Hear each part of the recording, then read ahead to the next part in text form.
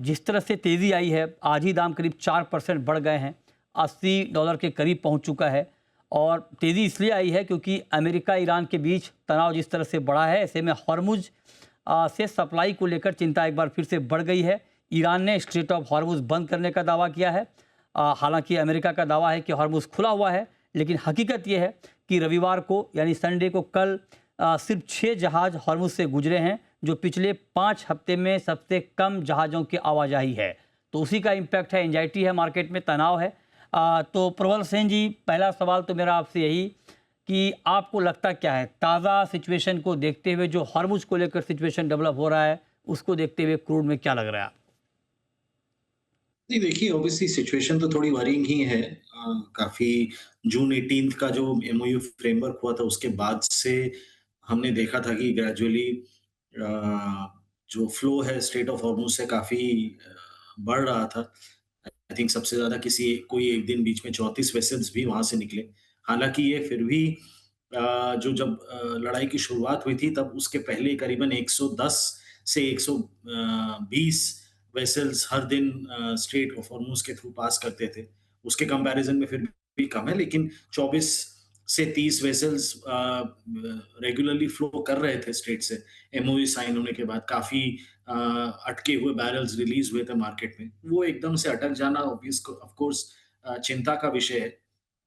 और मेरे हिसाब से अगर यही सिचुएशन बनी रही और स्ट्रेट में और ये जो कॉन्फ्लिक्ट है, यहाँ अटैक्स की अगर इंटेंसिटी बढ़ती रही, तो क्रूड यहाँ से और ऊपर जाएगा। क्योंकि फ्लोज़ मेरे ख्याल से अभी भी और रिस्ट्रिक्ट हो सकते हैं और मार्केट में थोड़ा और टाइटनेस आ सकता है। तो अगले जो मेरे ख्याल से 2 से 3 दिन हैं, वो बहुत इम्पोर्टेंट होंगे देखने के लिए कि ईरान और यूएस में ये जो टिट फॉर टैट रिएक्शन हो रहा है, वो कहीं न कहीं जाके अगर रुकता है तो थोड़ी आशा बढ़ेगी मार्केट में फिर से बैलेंस होने की।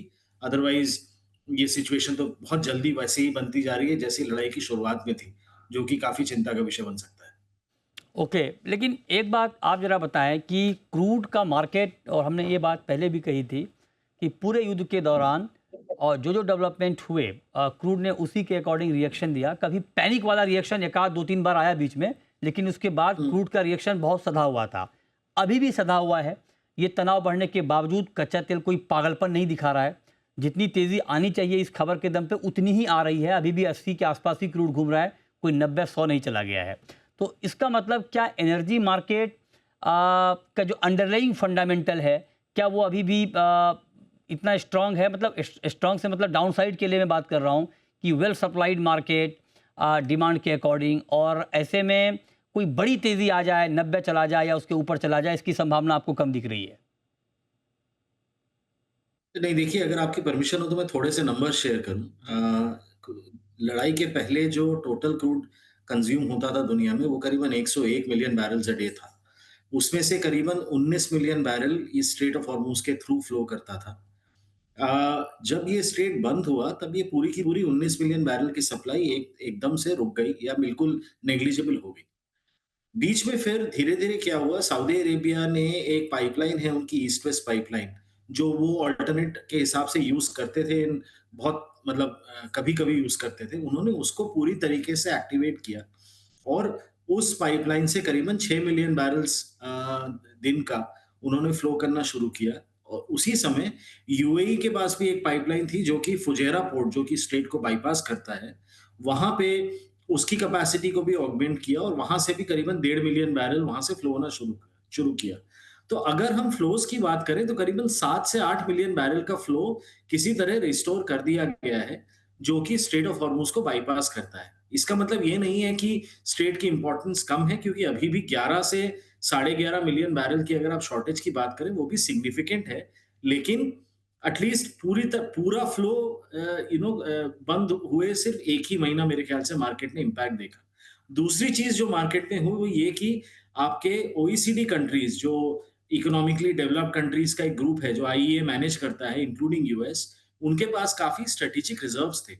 उसमें से करीबन 300 से साढ़े 300 मिलियन बैरल रिलीज़ हुआ है सिर्फ पिछले 3 महीनों में। तो अगर आप उसको मिलियन बैरल्स अ डे में कन्वर्ट करें, हर महीने करीबन 100 से अगर 125 मिलियन बैरल आ रहा है, वो करीबन 4 मिलियन बैरल अ डे की शॉर्टेज को उसने ऑफसेट किया।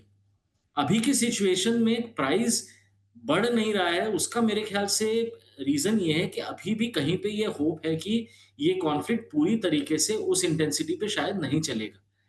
लेकिन अगर ये सिचुएशन और बिगड़ती हुई दिखी, एक जो चीज़ बहुत इम्पोर्टेंट है वो ये कि ये स्ट्रेटेजिक रिज़र्व वापस से इतने मिलियन बैरल्स का आपको अवेलेबल नहीं रहेगा।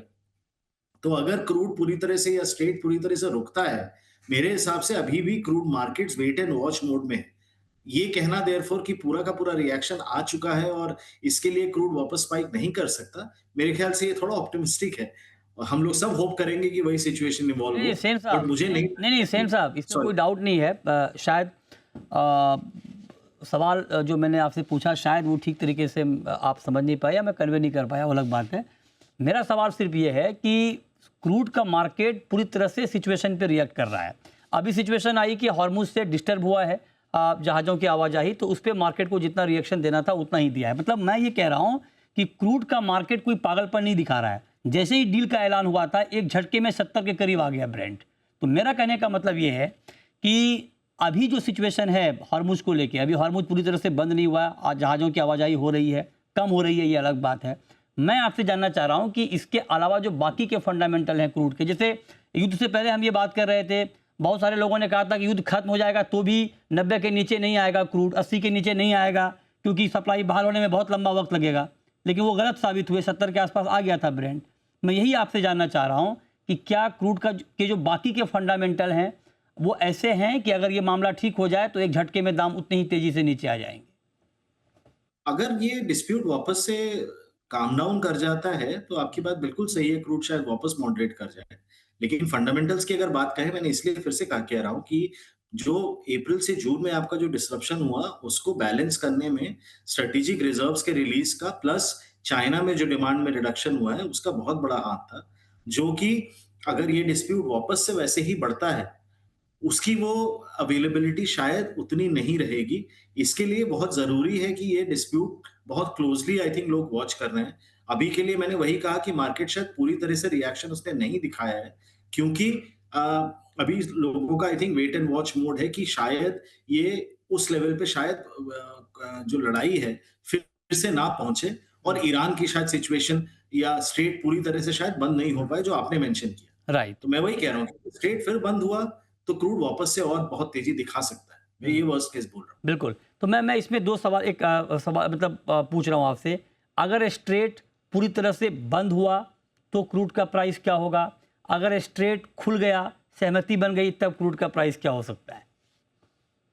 सहमति बन गई तो देखिए आई थिंक मार्केट ने ऑलरेडी दिखा दिया है कि फंडामेंटली अगर सारा सप्लाई वापस से आना शुरू होता है, इवन इफ सी सप्लाई 6 महीने भी लगता है, लेकिन मार्केट में फाइनेंशियल जो इंटरेस्ट है या फाइनेंशियल पोजीशंस है क्रूड में, वो ऑब्वियसली उसी दिन उसको या उसी हफ्ते में करेक्ट कर देंगी।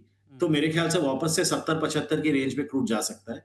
अगर ये स्ट्रेट पूरी तरह से बंद हुआ और ये कॉन्फ्लिक्ट और खराब होता दिखा, देन मेरे ख्याल से 90 के ऊपर भी नहीं जा सकता है crude. I won't be surprised. Okay, perfect. चलिए, बहुत शुक्रिया प्रबल सेन साहब आपका हमारे साथ जुड़ने के लिए और क्रूड पर अपनी बात रखने के लिए आपका बहुत शुक्रिया।